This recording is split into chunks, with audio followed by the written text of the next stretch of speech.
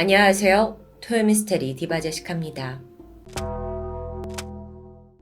부산 사하구 남서쪽에 위치한 작은 섬 신자도. 참 보기에도 황량한 모습이죠. 그 흔한 나무 한 그루 찾기 힘들고 오직 갈대와 모래로만 이루어져 있습니다.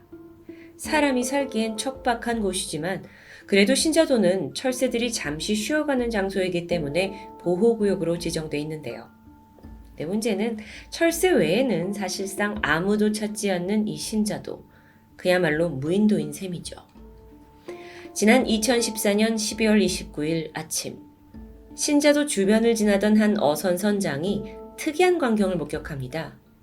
커다란 독수리가 해변가에 앉아서 정신없이 무언가를 뜯어먹고 있는 모습이에요. 이상했습니다. 왜냐면 이 섬에는 독수리가 먹을 만한 어떤 생명체가 살고 있지 않기 때문이었죠. 수상함과 또 호기심 반의 선장은 독수리가 뭘 먹는지 확인하기 위해 가까이 다가가는데 그건 놀랍게도 한 남성의 변사체였습니다. 즉각 신고가 접수되었고 경찰이 신자도에 도착했죠. 우선 발견된 이 시신의 상태가 매우 처참합니다. 바닥에 엎어진 채 이미 백골화가 상당 부분 진행되었어요. 그렇다면 꽤 오랫동안 여기에 방치된 것으로 보이죠. 그런데 특이한 점이 있었습니다. 발견 당시에 한쪽 발목을 제외한 신체의 대부분이 해변의 모래 속에 파묻혀 있었다는 점이었죠. 경찰은 일단 이 남성의 신원 그리고 사망 원인을 밝혀야 했습니다. 그래서 부검을 하게 되는데 이 과정이 순탄치 않아요. 10손가락 중에 지문이 남아있는 손가락이 한 개도 없었기 때문이에요. 결국 경찰은 이 시신의 외형, 남아있는 외형과 치아 감식을 통해서라도 최소한의 단서를 수집해보기로 합니다. 그래서 보니 나이는 50대 이상, 키는 163cm 정도의 다부진 체격을 가지고 있었고요. 스포츠 머리를 하고 있었을 것으로 추정됩니다. 그런데 시신에서 알 수 있는 건 이게 다였습니다. 이후 경찰은 혹시 인근 마을에 비슷한 체형의 실종자가 있는지 확인하기 위해서 근처 섬마을 그리고 육지 지역을 수색하게 돼요. 그리고 천만다행으로 제보 하나가 며칠 후에 들어옵니다. 이 섬 인근의 다른 섬에 살고 있던 50대 남성 김 씨가 어느 날 갑자기 실종되었다는 소식이었죠.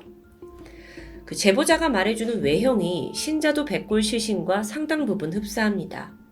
근데 신원을 확인할 방법은 DNA 대조일 텐데 경찰은 실종됐다는 그 김 씨 여동생의 DNA를 얻어내서 비교하게 됐고 결과는 정확히 일치했죠. 김 씨가 살던 곳은 신자도에서 몇 킬로미터 떨어진 작은 섬마을이었습니다. 그는 김 양식업장에서 일을 했고 동료들과 함께 컨테이너에서 생활했어요. 평소에 김 씨는 불평불만을 하는 일이 잘 없었다고 합니다. 그냥 묵묵히 성실하게 일하던 사람이었죠. 근데 그러던 어느 날 갑자기 자취를 감춘 겁니다. 그가 실종된 날은 이 백골 시신으로 발견되기 딱 46일 전이었던 11월 13일입니다. 이 날은 마침 김 씨의 휴일이기도 했죠. 그날 마을에서 김 씨를 본 사람은 단 한 명도 없습니다. 지갑, 휴대폰, 옷, 생활용품을 비롯한 모든 소지품은 숙소에 그대로 남겨져 있었어요. 그렇다면 이건 자발적인 실종은 아니라는 건데요. 그나마 개인 물품들 중에서 유일하게 사라진 게 있는데 그건 바로 작업할 때 항상 타고 다니던 배 한 척입니다. 이 배가 성인 남성 2-3명이 타면 꽉 찰 정도의 작은 규모였는데 사실 작업할 때 빼고는 보통 선착장에 묶여 있었죠. 근데 그날 배가 없어졌고요. 사람들은 이걸 보고 김 씨가 쉬는 날인데 혼자 바다에 나갔구나 라고 추측했던 겁니다. 그런데 이거하고는 좀 모순되는 점이 있어요. 이 마을에 있는 해양관리소 출항 기록을 조사해 보니까 11월 13일 김 씨의 배는 출항하지 않았습니다. 정확히 말하면 출항 신고가 접수되지 않은 상황이라고 볼 수 있겠죠. 그런데 동료들은요, 이 평소에 김 씨 성격상 출항 신고도 하지 않고 무작정 바다로 나갔다? 이게 말이 절대 안 된다고 주장합니다. 실제로 그날 선착장에 있던 사람들 중에 김 씨, 그러니까 바다로 나가는 김 씨를 목격한 사람도 없어요.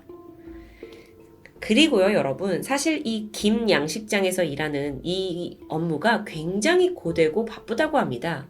그래서 작업자들에게 휴일이 주어진다는 건 굉장히 보물 같은 일이에요. 간절하죠. 그래서 설사 바다로 나갈 일이 생겨도 휴일은 피해서 휴일은 푹 쉬는 게 당연지사입니다. 아니, 그랬던 김 씨가 휴일에 심지어 지갑이나 핸드폰도 없이 맨몸으로 바다를 나갔다? 이 자체가 잘 이해가 되지 않는 점이죠. 그렇다면 혹시 누군가의 압력으로 어쩔 수 없이 배를 몰아 했던 건 아닐까요? 근데 그나저나 이 배는 어디 있는 걸까요? 김 씨가 실종된 지 이틀째 되던 날, 신자도 해변가에서 이 배가 포착되었습니다. 모래사장 위에 떠밀려온 상황이었는데요. 배는 있지만 김 씨는 없었어요. 그리고 그때로부터 45일 만에 신자도에서 시신으로 발견된 거죠. 여기서 혹시 이상한 점 느끼시나요? 45일. 이건 물론 짧은 시간은 아닙니다. 하지만 시신이 100고라가 될 정도로 긴 시간도 아니죠. 어떻게 45일 만에 사인도 밝혀내기 힘들 만큼 반 100고라로 부패된 걸까요? 보통 이 정도까지 시신이 이제 반 100고라가 되려면 아주 무더운 여름에 한두 달 정도 걸리고요. 겨울에는 6개월 정도가 걸린다고 합니다. 참고로 시신이 발견된 시기는 12월이었죠. 물론 사방이 전부 바다고 또 습한 모래사장이기 때문에 수십여일 묻혀 있었다면 100고라가 평소보다 좀 빨리 진행됐을 가능성도 있긴 합니다. 근데 이건 일반적인 케이스는 아니라고 해요. 이렇게 100고라에 대한 많은 의심점이 있는데 그건 그렇다 치더라도 또 다른 이상한 점이 있습니다. 모래 속에서 시신을 딱 파냈는데 그 모습이 기이했어요. 실제로 옷은 전혀 입고 있지 않았고요. 붉은색 속옷만 걸친 상태입니다. 김 씨가 실종되었을 때가 11월 중순. 꽤 추운 날이죠. 애초에 속옷만 걸치고 나갔을 리는 없습니다. 그러면 왜 지금은 속옷만 입고 있는 것인가? 자, 이 부분에 대해서 지금까지의 단서를 기반으로 가장 유력한 가설을 말해보자면 김 씨가 바다에 나갔는데 어떤 사고로 바다에 빠졌고 숨이 끊어진 채 이리저리 휩쓸리다가 옷이 벗겨져서 해안가로 떠밀려 왔을 가능성이 있습니다. 앞뒤가 들어맞는 듯 하죠. 하지만 전문가들에 따르면 물살에 옷이 벗겨질 확률은 극히 낮다고 말합니다. 설사 벗겨진다 하더라도 일부에 불과할 뿐 상하이가 전부 깔끔하게 벗겨지는 건 힘들다고 해요. 여기에 더해서 또 다른 의심점이 있는데 바로 이 붉은색 속옷입니다. 김 씨와 같은 공간에서 생활을 했던 동료들은 자연스럽게 그가 어떤 색의 옷을 좋아하는지 또 속옷은 뭘 입는지 취향을 알고 있었습니다. 이 김 씨는 원색이나 튀는 색 옷을 전혀 좋아하지 않았어요. 게다가 빨간색 속옷? 이걸 입을 사람이 전혀 아닙니다. 평소 빨랫감에서도 빨간색은 고사하고 화려한 색감을 본 적이 없었다고 말하는데요. 컨테이너에 남겨진 그의 짐을 확인해 보니까 원색 계열 색깔 없었고 속옷도 대부분 보시다시피 검정, 흰색, 평범한 색깔이 대부분이었습니다. 물론 어디에나 예외는 있기 때문에 완전히 단정 지을 수는 없죠. 근데 이 속옷이 과연 그가 집을 나섰을 때 입은 것인지 아니면 어떤 사연으로 입게 된 것인지는 불분명합니다. 근데 이 부분이 또 단서가 될 수도 있어요. 아니 도대체 김 씨한테 무슨 일이 있었기에 평소에 안 입던 이런 빨간 속옷을 걸치고 사망해 있던 걸까요? 이 속옷에 어떤 의미가 있는 건 아닐까요? 앞서서 전문가들이 물살로 그렇게 상하이가 벗겨지긴 힘들어요 라고 말했습니다. 그래서 그렇다 보니 분명 김 씨가 스스로 옷을 벗고 바다에 빠졌을 거라고 추정합니다. 어라? 근데 그게 맞다면 정황상 이건 자살로도 볼 수 있는 사건이에요. 그렇긴 하죠. 근데 이 부분에 대해서 김 씨 가족과 지인들은 코웃음 쳤습니다. 김 씨는 평소 업무가 아무리 고돼도 불만도 하지 않았고 또 평온해 보였고요. 이틀 전에는 컴퓨터까지 한 대 새로 샀습니다.